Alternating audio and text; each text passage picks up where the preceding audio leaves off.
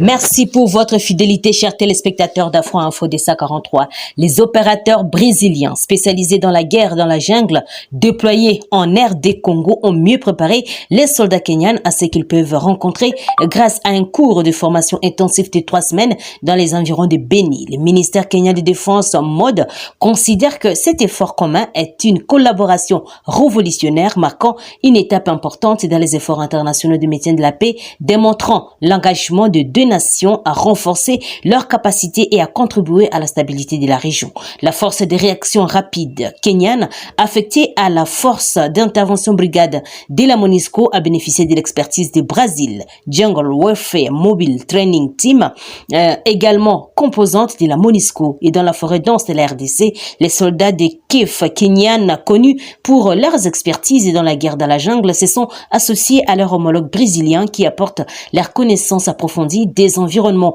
tropicaux et des tactiques et des contre-insurrections. La collaboration, selon un communiqué, vise à exploiter les atouts des deux unités et à promouvoir la collaboration pour relever les défis complexes des missions de maintien de la paix, et aussi des métiers de la paix dans les environnements hostiles.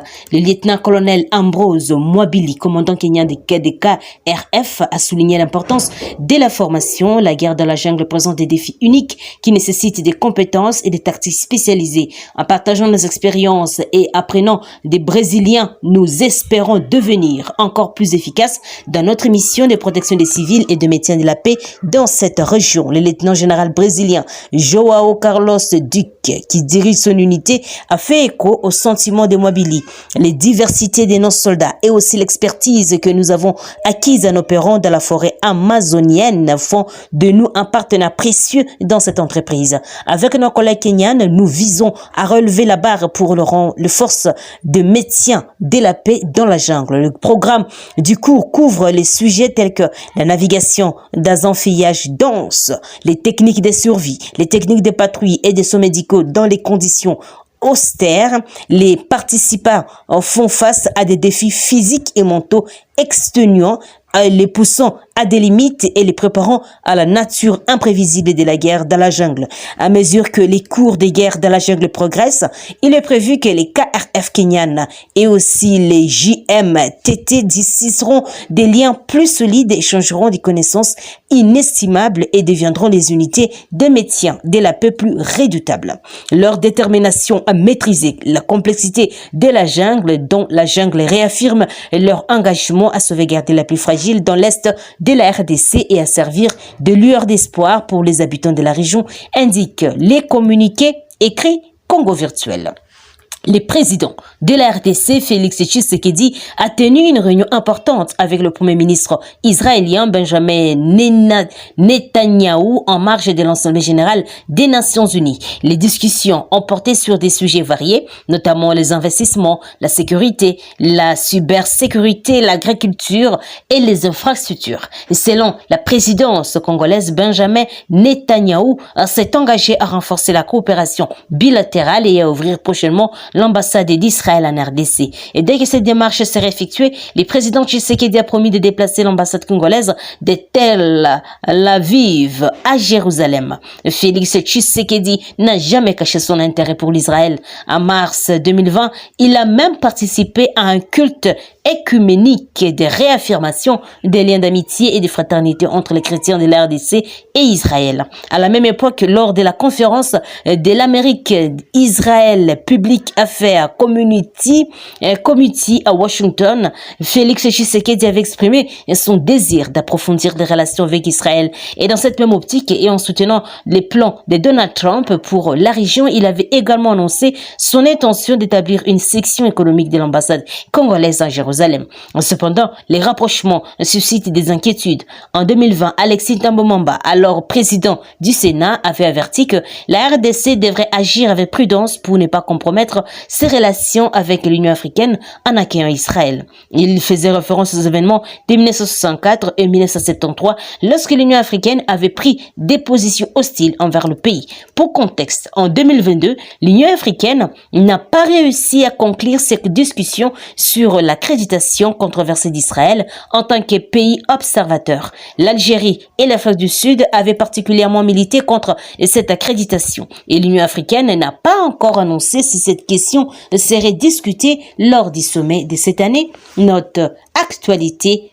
.cd. En séjour officiel aux États-Unis dans le cadre du 78e Assemblée générale des Nations Unies, les chefs d'État Félix Antoine Tshisekedi a échangé mercredi 20 septembre avec Nicolas Clegg, président des Meta Platforms INC, propriétaire des réseaux sociaux Facebook, WhatsApp, Messenger, Instagram et d'autres plateformes digitales. Au cours de leur échange, Nicolas Clegg a présenté à Félix Antoine Tshisekedi les impacts positifs de l'arrivée du câble D-Africa à Monda dans la province du Congo central. Il a également profité de cette occasion pour annoncer sa prochaine visite à Kinshasa pour renforcer les partenariats entre Meta et la RD Congo. Le président Tshisekedi a émis le souhait de voir Meta Platform s'exprimer davantage en République, notamment par l'accompagnement des services et entités à la maîtrise et l'accès aux différentes technologies, surtout à l'approche des élections, ont indiqué les sources de la présidence congolaise.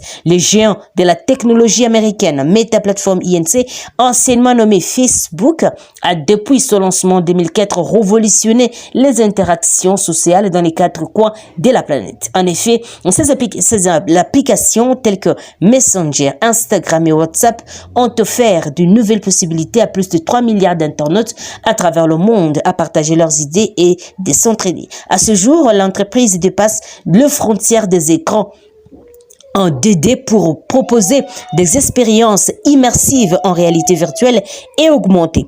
Afin de contribuer à la prochaine grande révolution des technologies sociales, de son côté, la RD Congo devrait capitaliser cette main tendue des Meta Platform INC afin de booster son domaine numérique et qui connaît une forte fracture numérique avec un taux de pénétration de l'Internet estimé à l'année dernière à 17,6% de la population globale, ce qui constituait un bond de 25,4% en 2021 et 2022. Comme indiqué le président Tshisekedi par Nicolas Clegg, ce jeudi 21 septembre, le consortium D-Africa, composé de 6 opérateurs de télécommunications réunis autour de Meta Platform INC, a procédé à la pose officielle du câble D-Africa dans les larges de la côte de Moanda en République démocratique du Congo. Note politique.cd.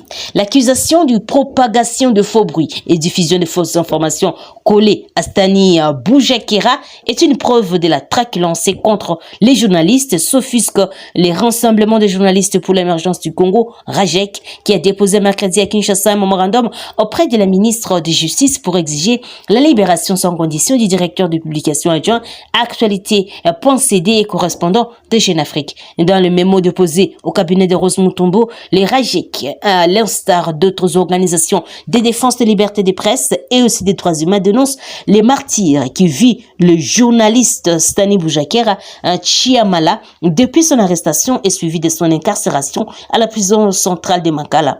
Pour nous, RAJEC, cette affaire collée à cet infatigable chasseur d'informations est une parfaite illustration de la traque lancée contre le journaliste que nous sommes.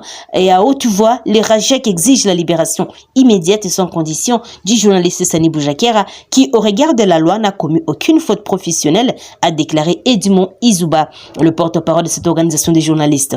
À ses yeux, les poursuites judiciaires dont les journalistes font actuellement l'objet en RDC sont la preuve d'une tentative autocratique de réduire au silence toute le voix, dissonance et d'empêcher les journalistes indépendants d'exercer librement leur métier. Les pressions et attaques contre les journalistes et médias se sont encore accrues en 2023, souligne les RAJEC, qui dit avoir recensé plusieurs cas d'intimidation, d'agression, de menaces de mort et même d'assassinat de reporter photographe Albert Kabouya Yamalemo le 17 septembre à Goma. À Goma, capitale du Nord Kivu, les journalistes Papi Okito Teme, éditeur du journal Écho d'opinion, croupi présentement au cachot de l'Agence nationale de renseignement ANR après son interpellation par les éléments de la garde républicaine. Et nous avons été alertés depuis la ville volcanique de Goma, toujours dans l'assassinat crapuleux à date du 17 septembre 2023 du reporter photographe Albert Kabuyaya Malemo, membre actif de l'association des journalistes sportifs du Congo. À Bukavu, chef-lieu de province du Sud Kivu, les journalistes Pascal Kamanzi risquent plus de 5 ans de prison à la suite d'une plainte d'un politicien local. À Kinshasa, l'affaire des journalistes Gauthier Sey, poursuivi par un musicien, prend une tournure inquiétante, a recensé le RAGEC qui désapprouve les pressions que subissent les professionnels des médias face au climat jugé délétère à 3 mois des élections en RDC. Le RAGEC demande aux autorités compétentes de laisser les professionnels des médias travailler librement et en toute sécurité, de libérer immédiatement et sans condition les journalistes Stani Boujakera et Papi Okito, mais aussi et surtout de respecter la procédure à cas d'un éventuel cas de conflit entre un journaliste et la loi, écrit Ouragan. Chers téléspectateurs, c'est par ici que nous mettons un point final à notre émission. Merci à vous de nous avoir suivis jusqu'à la fin. N'oubliez pas de vous abonner, d'aimer la page et de nous laisser un commentaire. Je suis Santi Chisenga, présentement dans la province de l'Ituri à la maison. Je vous dis merci et à très bientôt.